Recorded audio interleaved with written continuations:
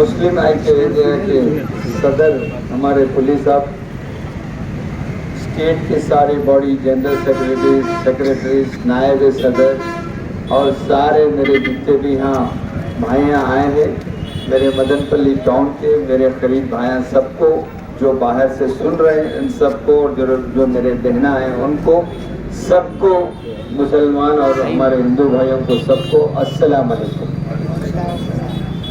آج مسلم ایکے ویدیا ایک مسلم جاگرن پروگرام کا ایک بس یاترا چلانے، یہ بس یاترا چلانے کا مقصد مسلم ایکے ویدیا کو کوئی ایم ایل اے سیٹ کی ضرورت نہیں ہے، نہ کسی ایم پی سیٹ کی ضرورت نہیں ہے، نہ ایم ایل سی سیٹ کی ضرورت نہیں ہے۔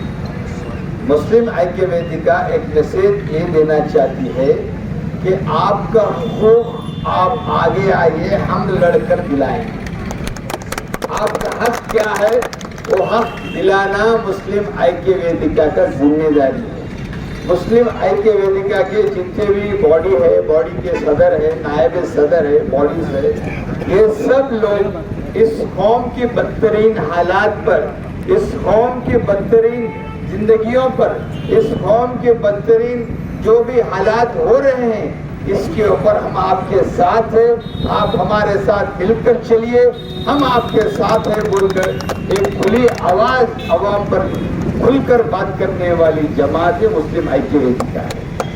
اور اس کے ساتھ ساتھ اور ایک دو دن جماعت میں ہم آندھرا پردیش میں دیکھ رہے ہیں، لیکن آج یہ جماعت سامنے آ کر مدن پلی سے ایک بس یاترا سٹارٹ کرنا، یہ بس یاترا کا مقصد کیا ہے؟ جبکہ 14% مسلمان ہے، لگ بھگ 60/5 کانسٹیٹوئنسیز میں، 60/5 کانسٹیٹوئنسیز میں، جس میں 170/5 کانسٹیٹوئنسیز ہے آندھرا پردیش میں، اس میں 60/5 کانسٹیٹوئنسیز میں مسلم کا ووٹ میجورٹی میں ہے۔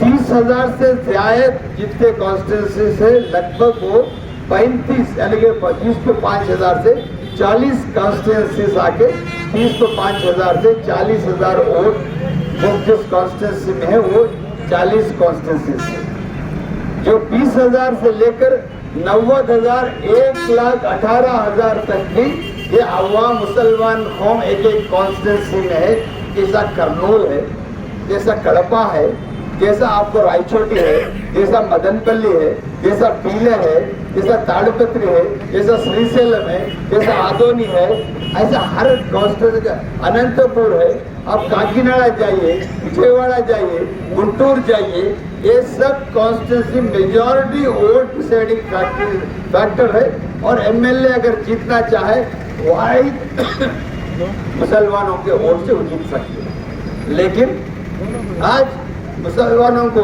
ایک کھلا ایک اعلان کرنا چاہیے، جو ہمارے ساتھ ہے ہم ان کے ساتھ، ہماری ضرورت پر، ہمارے حالات پر، ہماری زندگیوں کے مستقبل کے لیے، ہماری اوقات کی جائیدادوں کو بچانے کے لیے، ہمارے بچوں کے حقوق دلانے والے، ہمارے بچوں کو اگر پڑھنا چاہ رہے ہیں ان کو بہتر علم دلانے والے، اور ہر ایک کے ساتھ بہترین حالات کرنے والی پارٹی جو ہے وہ ہمارے ساتھ ہے۔ کچھ بولنا چاہ رہا ہوں،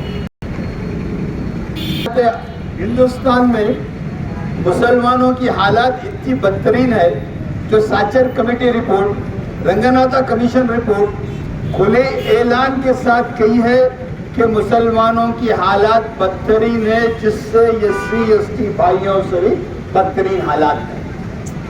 اگر آپ لوگ اس کا ایک حالات پر اس کو برابر آپ سب معلومات نہیں کریں، حالات پر اگر لوگوں پر علم نہیں لائے، تو کون اس کی جگہ اللہ کے اوپر توکل رکھتے ہوئے اپنی زندگی کرنے والا مسلمان؟ وہ کسی انسان یا کسی پارٹی سے کسی، لیکن آپ کا حقوق لینا بھی آپ کی ایک حق ہے۔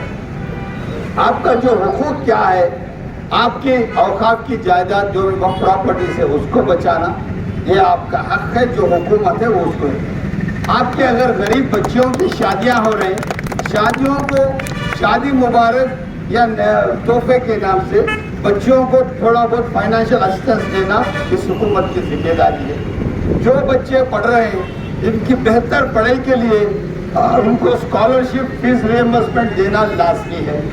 اس کے ساتھ ساتھ جہاں جہاں جس آدمی کے ساتھ ظلم ہو رہا ہے اس کی مثال میں دیتا ہوں کہ نندیال میں ہمارے بھائی عبدالسلام کی موت کس طرح ہوئی معلوم ہے آپ کو؟ عبدالسلام میرے بھائی اللہ ان کو جنت مغفرت کرے، کیا انہوں نے ظلم کو بے انتہا برداشت کے باہر ہونے کے بعد اپنے بچیوں کو لے جا کر ریلوے کی پٹڑی پہ بٹھا کر ان کو 2 ہاتھوں 2 پاؤں بندھال کر بچوں کو سلا کر انہوں اور ان کی بیوی پٹڑیوں میں سو جا کر ریل کے نیچے شہید ہو گئے. شہید آپ کو معلوم ہے نہیں معلوم ہے، آدمی خودکشی کرنا انسان کے لیے اسلامک طریقے سے حرام ہے. جب آدمی اپنی زندگی اپنے لیے تنگ ہو گئی، جب یہ زمین ان کے لیے تنگ ہو گئی، ایسے حالات میں وہ کرے ہیں تاکہ ہم کو پورا اس کا علم نہیں، لیکن ان کے ساتھ پورا سراسر ظلم ہوا ہے.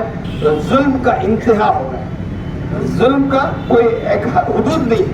وہ بے حد ظلم پانے کے بعد انہوں نے فیصلہ کیا ہے کہ اب یہ زمین پر جینا ہمارے لیے لازمی نہیں، ہم جی نہیں سکتے. تو اس حالات میں وہ اپنی جان گنوائی، خودکشی کری، لیکن اسے ویسی کوشش کرنا حرام ہے. جبکہ اگر کوئی آپ کے ساتھ یا کوئی مسلمان کے ساتھ ظلم کر رہا ہے، آج کا سوشل میڈیا ایک دم کامیاب ہے، جبکہ آپ کو بولنے کا پریس میڈیا کامیاب ہے. آپ کو اگر آپ کا موبائل ہی پورے ہندوستان میں آپ کی آواز بن سکتی ہے تو آپ کو خودکشی کرنے کی ضرورت نہیں ہے. اگر وہی عبدالسلام میرا بھائی اگر میرے پاس حق کے لیے مانگتا، وہ ظالم کون بھی ہے جس نے ان کو تکلیف دیا اس کی چمڑی چھل کر اس کو صحیح سبق سکھاتا تھا. اگر انہوں میرے پاس تک نہیں ہے، میرے علم میں نہیں ہے، جو ہو گیا. لیکن آج اسی حالات میں پلم نیر میں جو بچی مصباح ہے، آج وہ مصباح بہن ہماری، اس کے باپ کو بار بار ذلیل کیا گیا، وہ بچی کو ذلیل کیا گیا. وہ بچی کو پڑھنا چاہتی تھی، وہ بچی کلاس میں فرسٹ آتی تھی، لیکن بازو ایک لیڈر تھا جس کی بچی 2nd رینک آتی تھی، اس کو گوارا نہیں تھا کہ اس کی بچی 2nd رینک ہے اور یہ مسلمان اور غریب کی بچی جا کر 1st رینک آ جائے. ان کے اوپر اتنا ظلم کرنے کے بعد آج وہ بچی مصباح نے ماں باپ کے لیے خط لکھا، آپ میرے لیے اتنے ذلت اور اتنے بے عزتیاں محسوس کر رہے، کہاں جا رہے ہیں، آپ کو بے عزتی مل رہی ہے میرے وجہ سے، لہٰذا میں رہنا یا نہیں رہنا دونوں بھی برابر ہے.